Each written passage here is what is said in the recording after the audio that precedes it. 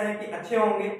अभी हमारी पिछले वीडियो में एक कमेंट आया था कि सर 1.2 से रिलेटेड वीडियोस अपलोड करिए, तो आज हम आप सबके सामने लेकर आए हैं एक्सरसाइज 1.2 क्लास 10 मैथमेटिक्स की एक्सरसाइज 1.2 की कुछ सवालों में आज हम चर्चा करेंगे, डिस्कस करने वाले हैं, जिसमें से क्वेश्चन नंबर 1, क्वेश्चन नंबर 2 और क्वेश्चन नंबर 4 को हम यहाँ पर सॉल्व करेंगे।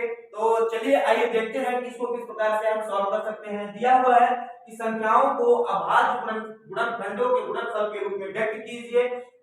140 नंबर्स का हमें क्या करना है, गुणनफल निकालना है। तो यहाँ पर देखते हैं फैक्टर किस प्रकार से निकाला जाता है। तो 140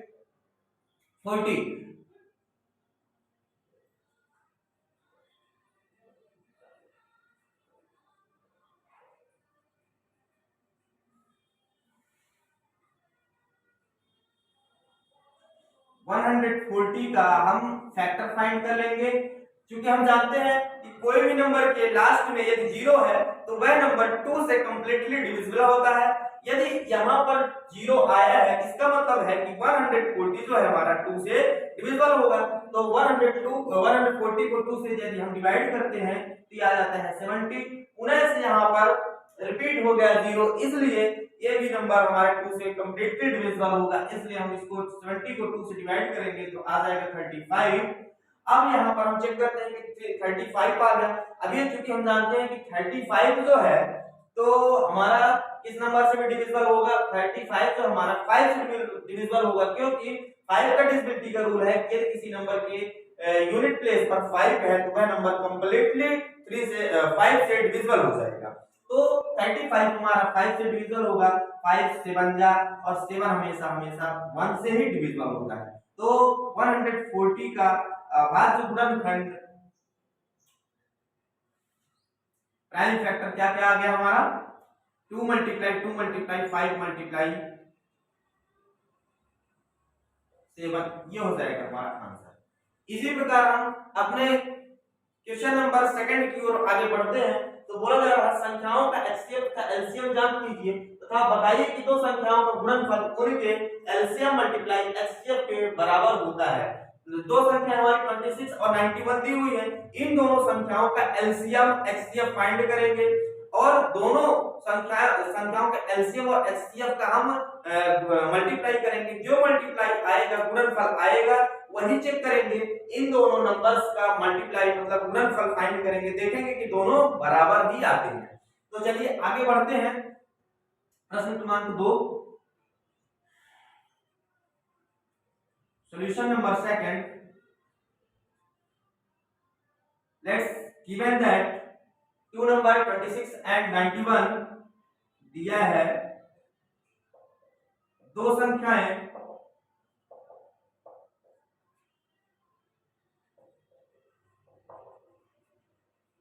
91, 26 और 91।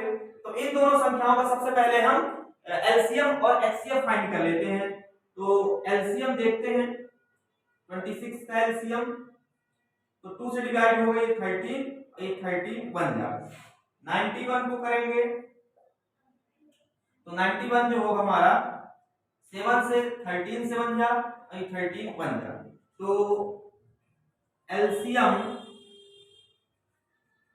दोनों संख्याओं का एलसीएम क्या हो जाएगा हमारा,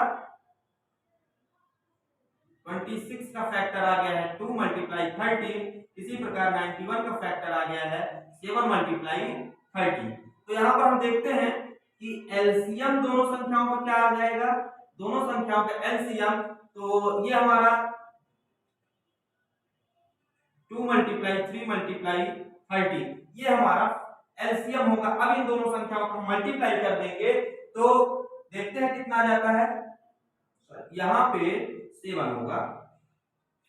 तो 14 मल्टीप्लाई 13, 4 3 जा 12, 2 कैरी 1, 3 1 जा 3 1 4, 4 1 जा 4 1, 182 हमारा इन दोनों संख्याओं का एलसीएम आ गया। इसी प्रकार से हम एचसीएफ फाइंड कर लेंगे।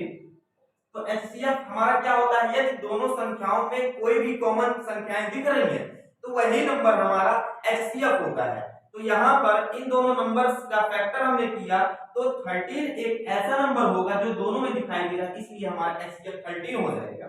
तो आगे की ओर हम बढ़ते हैं।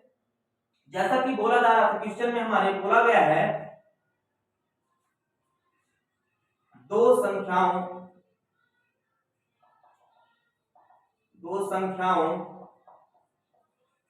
का गुणनफल। अब दो संख्याओं का हम गुणनफल फाइंड कर लेंगे। दो संख्या हमारी कौन कौन सी दी थी? 26 और 91। 26 91 इन दोनों का हम मल्टीप्लाई करेंगे तो 26 और 91 को मल्टीप्लाई कर देंगे तो कितना आ जाएगा?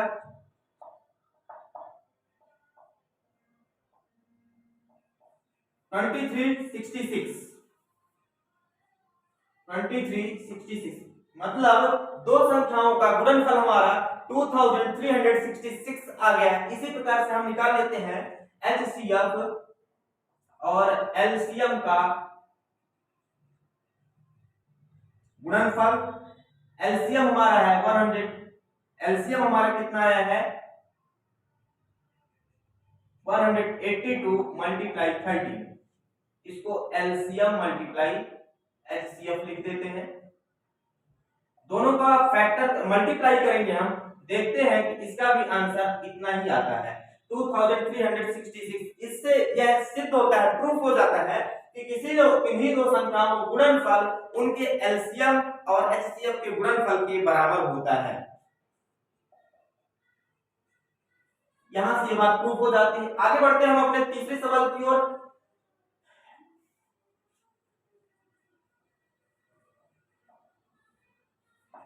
सॉल्यूशन नंबर 3 है HCF।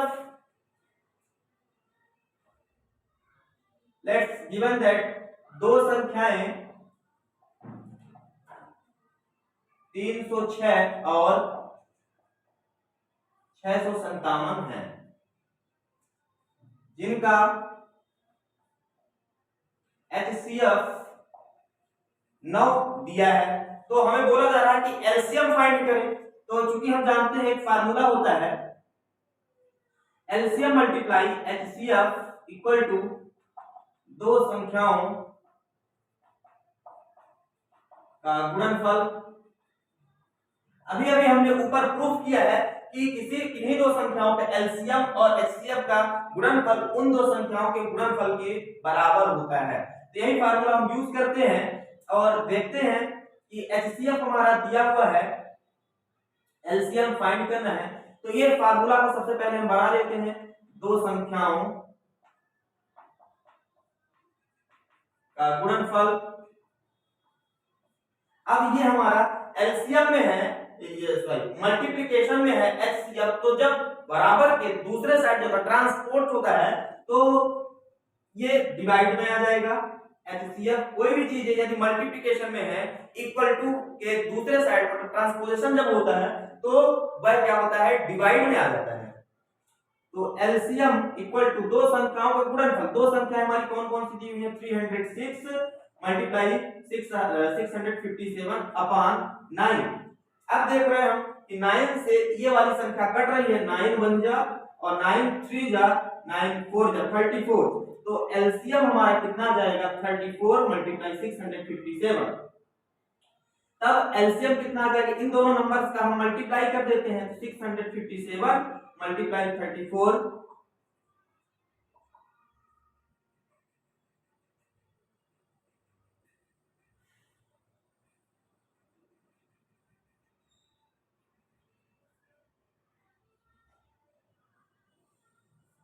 अब ऐड कर देंगे 8 3 3 2 और ये कितना हो जाएगा?